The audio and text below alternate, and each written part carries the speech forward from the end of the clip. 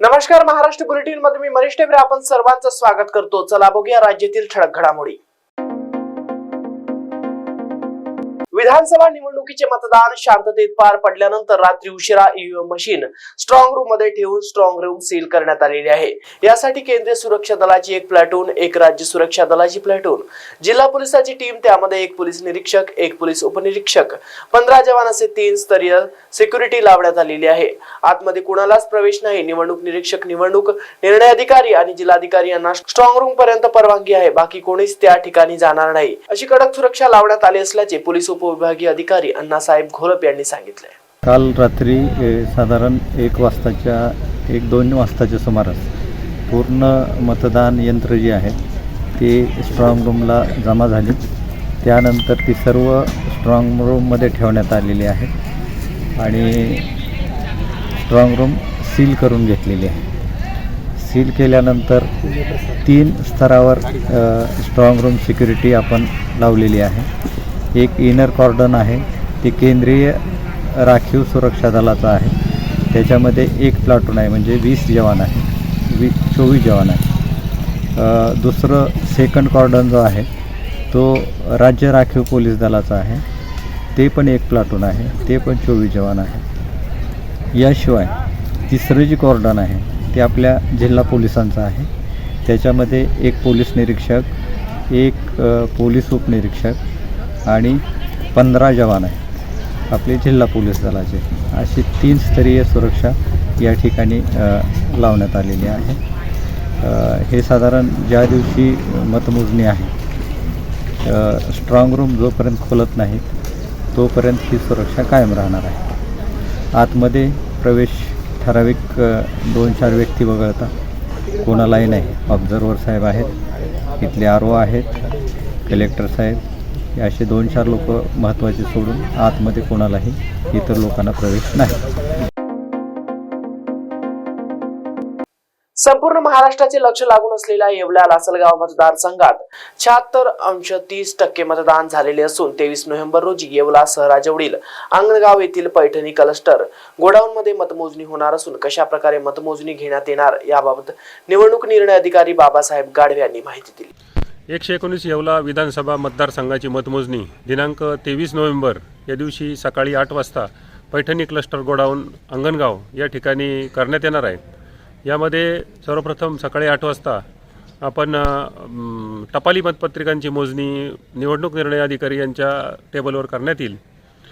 त्यानंतर 8:30 वाजता 8:30 वाजता मतदान यंत्रांची मतमोजणी करण्यात येईल। यामध्ये मतमोजणी कक्षामध्ये 14 टेबलची रचना करण्यात आली असून प्रत्येक फेरीमध्ये 14 मशीनची मतमोजणी करण्यात येणार आहे। ज्याप्रमाणे मतदान केंद्राचे अनुक्रमांक आहेत त्याच क्रमाने मतमोजणीसाठी घेण्यात येणार आहेत। त्याचबरोबर पोस्टल मतमोजणीसाठी 5 टेबलची व्यवस्था करण्यात आलेली आहे आणि ETPBS या मतमोजणीसाठी देखील 5 टेबलची व्यवस्था करण्यात आलेली आहे। या मतमोजणीसाठी आवश्यक तो कर्मचारी, मतमोजणी पर्यवेक्षक, मतमोजणी सहाय्यक हे जिल्हा स्तरावरून मिळणार आहेत। त्याचबरोबर या मतमोजणीसाठी व मतमोजणीनंतर पुरेसा पोलीस बंदोबस्त, ITBP आणि राज्य पोलीस दलाचा पुरेसा पोलीस बंदोबस्तही या ठिकाणी ठेवण्यात आलेला आहे। विधानसभा निवडणुकीसाठी मतदान पार पडले। ठाण्यात 6 वाजेपर्यंत 6% मतदान झाल्याची माहिती निवडणूक आयोगाने दिली आहे। मतदान पार पडल्यानंतर निकालाची उत्सुकता राज्यात लागली आहे। कोणाच्या पक्षाचे आमदार निवडून येतील, कोणाचे सरकार स्थापन होईल यावर सध्याच्या घडीला जोरदार चर्चा सुरू आहे। तर दुसरीकडे ठाण्यात ईव्हीएम रूम बाहेर पोलिसांचा मोठा बंदोबस्त लावण्यात आला आहे। 60 तास ईव्हीएम असणाऱ्या रूम समोर पोलिसांचा मोठा बंदोबस्त राहणार आहे। ईव्हीएम मशीन मध्ये कुठलीही छेडछाड किंवा गडबड होऊ नये यासाठी सर्व काळजी घेतली जात आहे। ठाण्यातील वर्तकनगर येथील श्री साईबाबा मंदिराचा 23 नोव्हेंबर रोजी 38वा वर्धापन दिन साजरा करण्यात येणार आहे। या निमित्त दर्शनासाठी येणाऱ्या नागरिकांना प्रसाद म्हणून 15 टन लाडू तयार करण्यात आले आहेत। या ठिकाणी महायुतीचे उमेदवार संजय केळकर यांनी भेट देऊन पाहणी करून उत्सवाची माहिती घेतली। तसेच समितीच्या नूतनकृत कार्यालयाचे उद्घाटन यावेळी संजय केळकर यांच्या हस्ते करण्यात आले। ठाण्यातील वर्तकनगर येथील साई मंदिर हे साई भक्तांसाठी प्रतिशिर्डीचे स्वरूप आहे। दरवर्षी लाखो भाविक या साई मंदिराला आवर्जून भेट देतात। यात श्री साईबाबा मंदिराचा यंदा 38वा वर्धापन दिन असून नागरिकांना प्रसाद म्हणून चक्क 15 टन लाडू तयार करण्यात आले आहेत। उल्हासनगरमध्ये एक धक्कादायक घटना घडली आहे। 3 वर्षाचा मुलीचा अर्धवट जळलेला अवस्थेतील मृतदेह आढळून आल्याने सर्वत्र खळबळ उडाली आहे।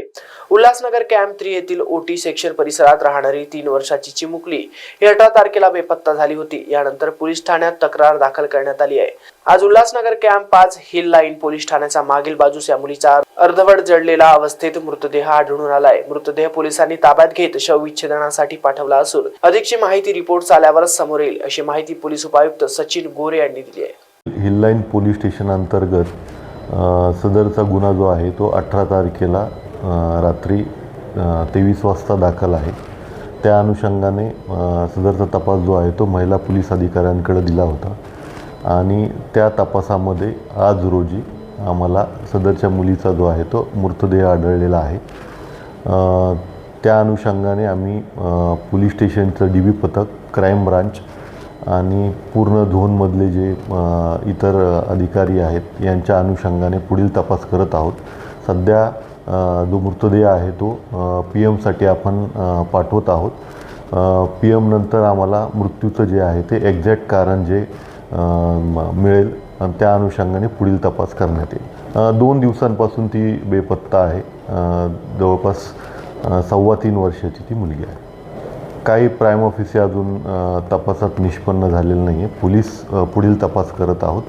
तपासामध्ये ज्या गोष्टी निष्पन्न होतील त्या अनुषंगाने पुढे आपल्याला सविस्तर माहिती देण्यात येईल। सध्या इन्क्वेस्ट बाकी आहे। इन्क्वेस्ट झाल्यानंतर तपासामधले ज्या गोष्टी आहेत त्या तुम्हाला सविस्तर सांगण्यात येतील।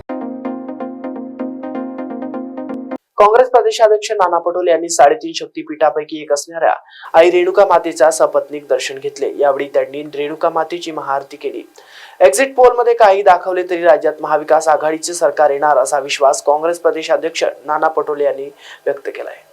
महाराष्ट्र सरकार महाविकास आघाडी सर युतीचे काही एक्झिट पोल दाखवले की युती सरकार त्यांचं काही दाखवू द्या तरी महाविकास आघाडीचे सरकार। महाराष्ट्र बुलेटिन मध्ये आज एवढंच। बातम्यांचा प्रवाह असा सुरू राहील। अधिक माहिती करता बघत रहा महाराष्ट्र T24।